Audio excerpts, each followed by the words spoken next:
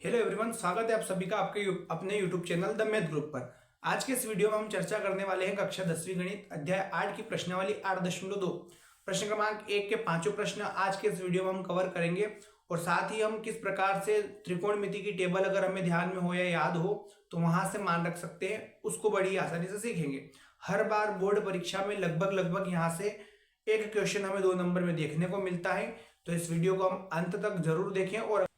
इसमें अगर हमें त्रिकोणमिति के कुछ मानों को याद करने में या टेबल से हम किस प्रकार से मान निकाले उसमें समस्या हो रही है, तो आपको डिस्क्रिप्शन में एक लिंक मिल जाएगी, वहां से जाकर आप किस प्रकार से त्रिकोणमिति की टेबल को सरल किया जाता है या हल किया जा सकता है बिना रटे हुए, उसको समझ सकते हैं। देखिए, इक्वेशन कुछ इस प्रकार से हमें दी गई है। यहाँ पर साइन 60 डिग्री है, कोस 30 डिग्री है, फिर साइन 30 डिग्री है और कोस 60 डिग्री है। हमें करना क्या है, हमें सबसे पहले इतना ध्यान रखना है कि ये जितने सारे जैसे 1, 2, 3 और 4 मान दिए गए हैं, इनके मान हम उस त्रिकोणमिति की टेबल से लिख लेंगे। जैसे यहाँ साइन 60 का मान टेबल में होता है करनी 3/2, कोस 30 का होता है करनी 3/2, फिर साइन 30 का होता है 1/2 और कोस 60 का होता है 1/2। अब हमें क्या करना है, इन मानों को क्रमशः पुटअप करना है। जैसे हम बोलेंगे यहाँ साइन 60 डिग्री है, तो इसकी जगह हम लिख सकते हैं करनी 3/2। फिर जैसा कि हम जानते हैं इन दोनों के बीच में कोई चिन्ह नहीं, मतलब गुणा, हमने लगा दिया गुणा। कोस 30 का मान हमें दे रखा है करनी 3, फिर नीचे लिख दिया हमने 2 प्लस साइन 30 कितना है, तो हम कह सकते हैं कि 1/2 गुणित कोस 60 कितना है, तो यहाँ दे रखा है 1/2। इसको हल करेंगे, 1 एकम 1, 2 दूनी 4 प्लस 2 दूनी यहाँ हो जाएंगे 4 और 3 तिया 9, यानी करनी का 9 होगा और करनी 9 को हम फिर बाहर निकालेंगे तो ये लिखा जाएगा 3। अब जैसा कि हम जानते हैं आधार समान है, आधार को कॉमन ले लेंगे और जब आधार को कॉमन लिया जाता है यानी ऊपर किसी प्रकार से कोई चेंज नहीं होगा, हम कह सकते हैं 3 + 1 यानी हो जाएगा 4/4 और हमारा आंसर आएगा 1। दूसरा भी कुछ इसी प्रकार से दिया है, हम यहाँ पर मान रखेंगे तो 10 स्क्वायर है यानी 10 45 के मान का स्क्वायर हम कर देंगे। और जैसा कि हम जानते हैं कि इस मान के आगे यहाँ पर इस संख्या और इस 10 के बीच में कोई चिन्ह नहीं, मतलब गुना, और आगे चल रहा है यहाँ पर 2 प्लस कोस 30 डिग्री, कोस 30 डिग्री का मान है हमारे पास करनी 3/2 और साथ में कोस का स्क्वायर है, मतलब हम इस मान का भी स्क्वायर कर देंगे। माइनस साइन 60 कितना है, तो करनी 3/2 यहाँ भी दिया है और साथ में स्क्वायर है तो हमने भी यहाँ पर स्क्वायर लगा दिया। अब हम कह सकते हैं कि ये पूरा मान, तो ये जो होगा ये 0 हो जाएगा और यहाँ हम इसको हल करेंगे तो 1 का स्क्वायर 1 यानी 2 एकम हमारा आंसर आएगा 2। हमें यहाँ पर कुछ भिन्नात्मक मान दिए गए हैं और यहाँ पर मान कुछ इस प्रकार से कोस 45 सेक 30 और कोसेक 30 के हमें इस भिन्न में रखने हैं और भिन्नात्मक सॉल्यूशन हमें यहाँ पर करके लाना है। तो हम क्या करेंगे, सबसे पहले कोस 45 की जगह हम रखेंगे 1/2, उसके बाद फिर सेक 30 की जगह हमने यहाँ रख दिया 2/3, फिर हम बोल सकते हैं बीच में प्लस है, हमने लगा दिया प्लस, कोसेक 30 की जगह है 2, इसके बटे क्वेश्चन मतलब 1। सबसे पहले हम इस वाली भिन्न को हल कर लेते हैं, तो करनी 3 एकम ये हो जाएगा, नीचे करनी 3, फिर 1 का गुणा इधर यानी 2 एकम 2 प्लस करनी 3 का गुणा 2 के साथ यानी हो जाएगा 2 करनी 3। फिर इधर क्या होगा, तो हम कह सकते हैं कि 1/2 और जैसा कि हम जानते हैं बट्टे के नीचे भी बटा है यानी ये उलट गुणित हो जाएगा और ये लिखाएगा 1/2 और यहाँ करनी 3/2 प्लस 2 करनी 3।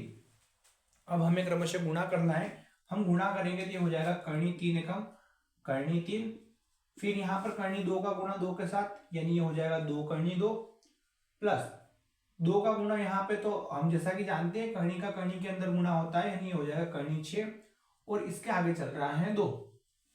अब ऐसी इक्वेशन को जब हमें सरल करना हो या इसको और सरल रूप में व्यक्त करना हो तो हम यहाँ इसका हर का परिमेयकरण कर देंगे। हम यहाँ लिख देंगे हर का परिमेयकरण करने पर, और परिमेयकरण में होता क्या है कि जो संख्या नीचे दी जाती है वो गुणे में लिखी जाती है, पर शर्त ये होती है कि अगर वो धनात्मक होती है तो दोनों पक्षों में ऋणात्मक लिखी जाती है, यानी हो जाएगा 2 करनी 2 माइनस 2 करनी 6 फिर बटे में 2 करनी 2 माइनस 2 करनी 6। अब नॉर्मली हमें करना क्या है, तो हमें ऊपर ऊपर और नीचे नीचे गुणा करना है, पर अगर हम ध्यान से देखें तो ये कंडीशन ऐसी बन रही है कि a प्लस बी और a माइनस बी, यानी यहां नीचे तो हम लिख सकते हैं a square minus B square, और ऊपर अगर हम गुणा करेंगे तो ये ऐसा हो जाएगा करनी 3, तो है सही, इसका गुणा हमें करना है 2 करनी 2 माइनस 2 करनी 6 के साथ। इसका यहाँ हल कर लेते हम, तो ये हो जाएगा करनी 3 यानी 2 करनी 6, फिर यहाँ 6 × 18 यानी माइनस 2 करनी 18 बटे में 2 दूनी ये हो जाएगा 4, और इसके स्क्वायर से करनी कट जाएगी, तो यहाँ इन दोनों के बीच में कुछ नहीं मतलब गुणा है, यहाँ लिखाएगा 2 माइनस 2 दूनी ये हो जाएगा 4, और इसके स्क्वायर से करनी कट जाएगी यानी हो जाएगा 6। इसको हम सरल करके लिखेंगे तो 2 करनी 6 माइनस 2 करनी 18 बटे में 4 दूनी 8 माइनस 6 चौक 24। अब कंडीशन क्या बन सकती है, तो हम कह देंगे कि यहाँ पर अगर हम चाहे तो 2 को कॉमन निकाल लें, यहाँ हो जाएगा करनी 6 माइनस करनी 18 बटे में यहाँ पर माइनस के 16। इसको हम काट लेते हैं तो 2 एकम 2, 2 8 16, और इस माइनस को अगर हम ऊपर ले जाए तो हम इसको लिख सकते हैं करनी 18 माइनस करनी 6, यानी अगर हम यहाँ माइनस 8 बचा है, हम इस माइनस 8 को इस माइनस वाले भाग को जब ऊपर भेजेंगे तो ये ऊपर वाले के साथ गुणे में चला जाएगा, यानी धनात्मक संख्या जो है वो ऋणात्मक हो जाएगी और ऋणात्मक संख्या जो है वो धनात्मक हो जाएगी, और नीचे हमारा चल रहा है r। और सरल तरीके से अगर हम लिखना चाहें तो 18 को हम तोड़ के लिख सकते हैं, जैसे हम जानते हैं कि 18 को हम लिख सकते हैं 3 करनी 2। ये कैसे आया, तो ये कुछ इस प्रकार से आएगा जिसमें 3 के 2 जोड़े बने, एक 3 को बाहर निकाल लिया और अंदर बचा है 2, यानी हम लिख सकते हैं कि 3 करनी 2 और 6 ऐसा कैसा रहेगा माइनस करनी 6 बटे 8। चौथा कुछ इस प्रकार से हमें दिया है जहां 3 पद ऊपर दे रखे और 3 पद नीचे दे रखे, या 3 मान ऊपर दिए हैं और 3 मान नीचे दिए हैं। हमने क्रमशः मान भी रख दिया कि साइन 30 जो है वो 1/2 होगा, टेन 45 वो 1 होगा, कोसेक 60 वो 2/3 होगा, हमने इसके बटे में लगा दिया 1। सेक 30 जो होगा वो 2/3 होगा, कोस 60 जो होगा वो 1/2 होगा, और कोट 45 जो होगा वो 1 होगा, यहाँ भी हमने लगा दिया 1। अब भिन्न हमें सरल करना आती है, हम 2 का गुणा 1 के साथ करेंगे और फिर 1 का गुणा करनी 3 के साथ करेंगे, तो ये हो जाएगा 2 करनी 3। अब जैसा कि हम सीखते हुए आए हैं भिन्न को कि नीचे का नीचे के साथ भाग और जो बचे उसका ऊपर वाले के साथ गुणा, हम 2 का भाग 2 करनी 3 में देंगे, 2 से 2 कट जाएंगे, करनी 3 बचेगा, और करनी 3 का गुणा 1 के साथ करेंगे तो हो जाएगा करनी 3 एकम करनी 3। फिर यहाँ पर प्लस 1 का भाग ये देंगे, ऐसा कैसा आएगा, और इस 2 करनी 3 का ऊपर गुणा करेंगे, हो जाएगा 2 करनी 3 माइनस इसका भाग इसमें देंगे, करनी से करनी कट जाएगा, 2 बचेगा, 2 का गुणा ऊपर करेंगे, 2 दूनी 4 हो जाएंगे। फिर इसके बटे में हम चले तो सेम वही कंडीशन के 2 करनी 3 यहाँ है, करनी 3 का भाग तो 2 बचे, 2 दूनी 4 हो गए, प्लस करनी 3 यहाँ आ जाएगा, प्लस यहाँ पर आ जाएगा 2 करनी 3। हम इसको उलट गुणित कर लेते हैं, या इसको हम इससे काट देंगे तो कुछ इस प्रकार से दिखाएगा। उसके बाद इन दोनों को हम बटे में लिखेंगे तो यहाँ आ जाएगा, इन दोनों को भी हम जोड़ ही लेते हैं तो 2 करनी 3 और करनी 3 यानी 3 करनी 3 माइनस 4 बटे में, यहाँ हम बात करें तो ये भी हो जाएगा 3 करनी 3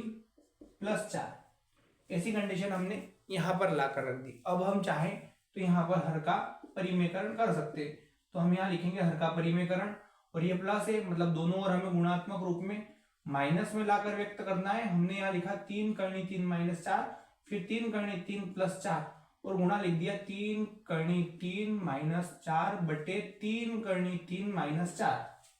अब ये कंडीशन ऐसी बन रही है कि ये 2 बार है, ऐसा ऐसा, तो हम यहाँ लिख देंगे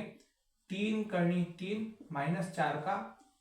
होल स्क्वायर बटे में, ये वही पिछले वाले के टाइप के a plus B A minus B यानी A square minus B square. इसको हम सरल कर लेते हैं तो यहाँ सर्वसमीका वो लगेगी कि a माइनस बी पूरे का होल स्क्वायर बराबर a का स्क्वायर